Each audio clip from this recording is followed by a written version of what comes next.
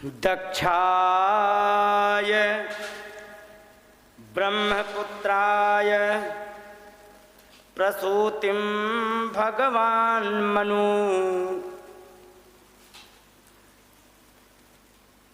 प्रायच्छद्यात्यत्कृतं सर्ग त्रिलोक्यां विततो महान्। यहाँ पर उन्होंने कहा कि जो दक्ष पुत्री थी, दक्ष जो थे उनको एक प्रसूति दी गई जो मनु की पुत्री थी। इनकी 60 कन्याएं होने के पश्चात जो सबसे छोटी कन्या थी जिसका नाम था सती, इनका कोई परिवार नहीं चला। इनके पतिदेव थे भगवान शंकर। कहने लगे भगवान ऐसा क्या हो गया, आखिर बात क्या हो गई भगवान जो इनका परिवार नहीं चल पाया। आप मुझे इस प्रसंग को थोड़ा विस्तार से सुनाए। भवस्य पत्नीं तु सती भवं देवमनुव्रता आत्मनः सदृशं पुत्रे न लेभे गुणशीलतः। अपने जैसा गुणशीलवान पुत्र उन्होंने नहीं प्राप्त कर पाए।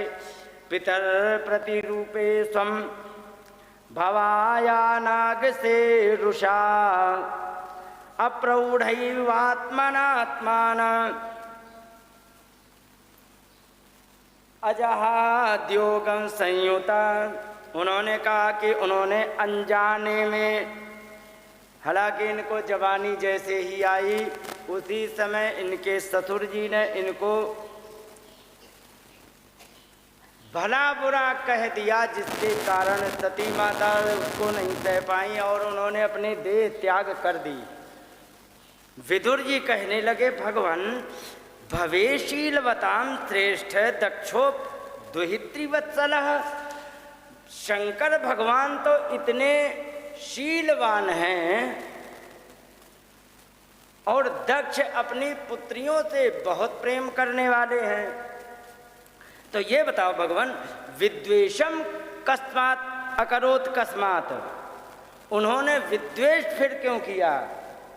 अनादृत्य आत्मजां सतीं, अपनी आत्मजा माने पुत्री का निरादर करते हुए उन्होंने ऐसा क्यों किया।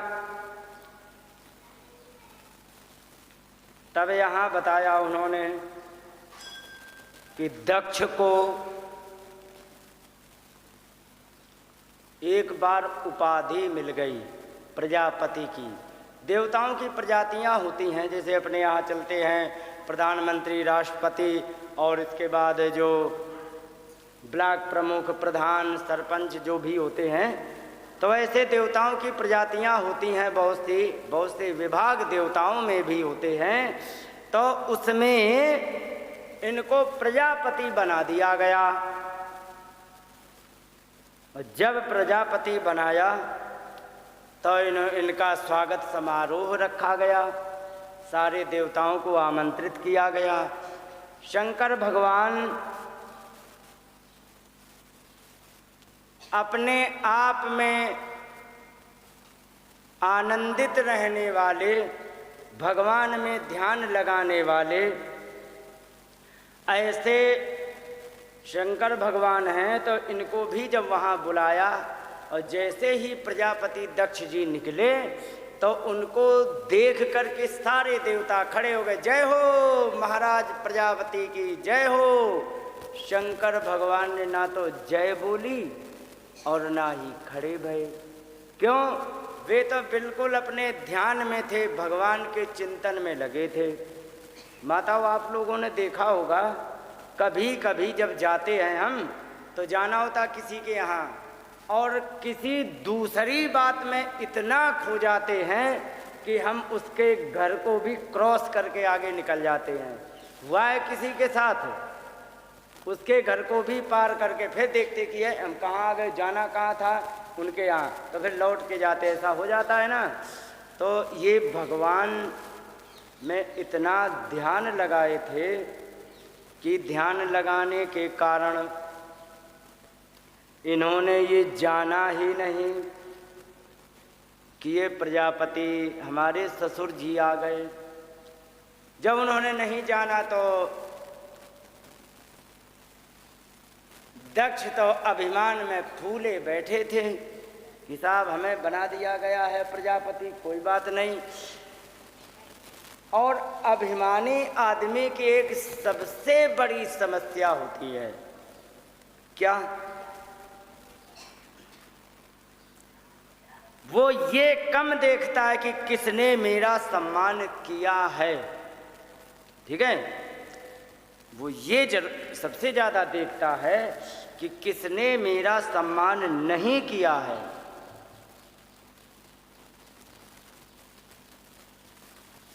तो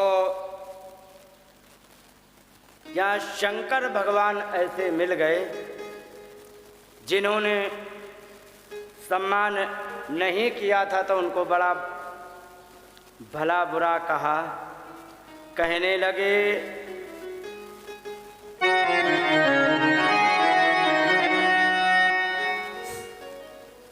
अयम तु लोकपालानां यशघ्नो निरपत्रपा सद्भिचरति पंथान ये निस्तब्धेन दूषिता।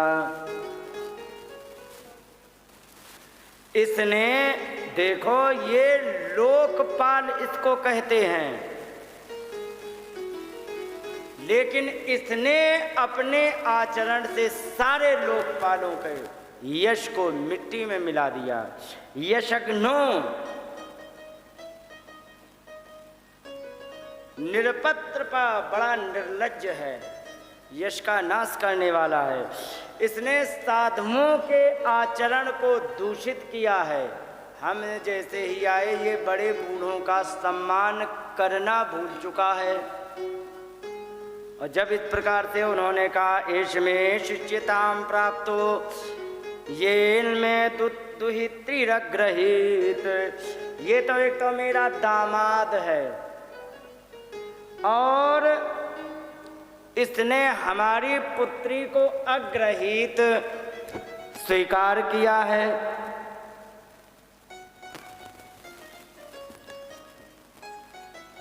पुत्री को स्वीकार किया इसलिए हमारा दामाद है, और इसने पाणी विप्राग्निमुखता सावित्र्या एवं साधुवत, और ब्राह्मण और अग्नि के सामने हमारी पुत्री का इसने पाणी ग्रहण किया है, माने हमारी पुत्री का दान लिया है। और इसने इसको बिल्कुल नहीं देना चाहिए था, लेकिन इसने ले लिया है। कैसे ले लिया है? जैसे बड़ा सज्जन पुरुष हो और उसको गायत्री मंत्र दे दिया जाए, ये तो ठीक है, लेकिन इसने सज्जन बन करके हमारी पुत्री का हाथ ले लिया। लेकिन ये है कैसा? गृहीत्वा मृग सावाक्ष्या, हमारी हिरनी जैसी आंख वाली पुत्री का हाथ इसने पकड़ा है। पाणिमर्कटलोचन, ये है कैसा? कई बंदर जैसी आंख वाला। कौन कह रहे हैं? प्रजापति दक्ष। इस बंदर जैसी आंख वाले ने हमारी पुत्री को लिया है, और हम तो इसको बिल्कुल भी इसके साथ विवाह नहीं करना चाहते थे, लेकिन क्या करें, हमारे पिताजी ब्रह्मा वे माने तब तो। बड़ी उल्टी सीधी कहीं। भगवान के शिव जो थे, भगवान ने सोची कि यहाँ अब रुकना कहीं से भी उचित नहीं है। अगर जो अब मैं यहाँ रुक गया तो बिल्कुल कहीं से उचित नहीं रहेगा, इसलिए यहाँ से निकलना उचित है। वे वहाँ से निकलने लगे, इतने में शाप देना प्रारंभ कर दिया, और शाप दे करके वहाँ विज्ञा शापम गिरशानु गृहिणी नंदीश्वरो रोष कषाय दूषिता, और नंदीश्वर ने भी वहाँ शाप देना प्रारंभ कर दिया। दक्षाय शापम विसर्ज दारुणम, दक्ष के लिए बड़ा भयंकर शाप दे दिया, और जो भी उनका समर्थन कर रहे थे उनको भी शाप दिया। और इस प्रकार से शाप दे करके वहाँ से निकले। नंदी जन कहने लगे, अरे ब्राह्मणों,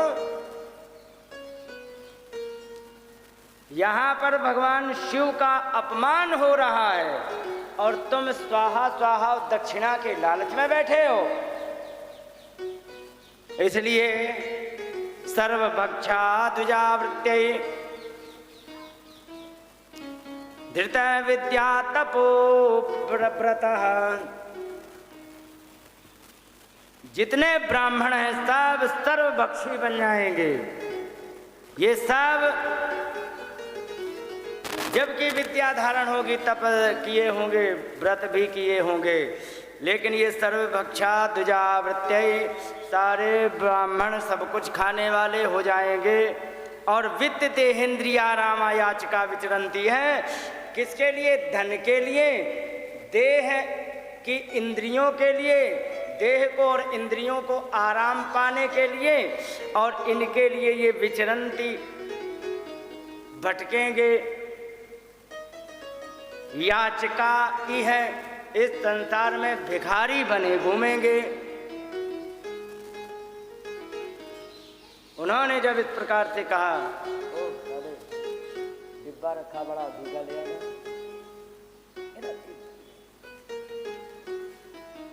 तो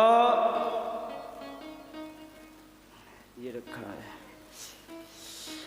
तो डाल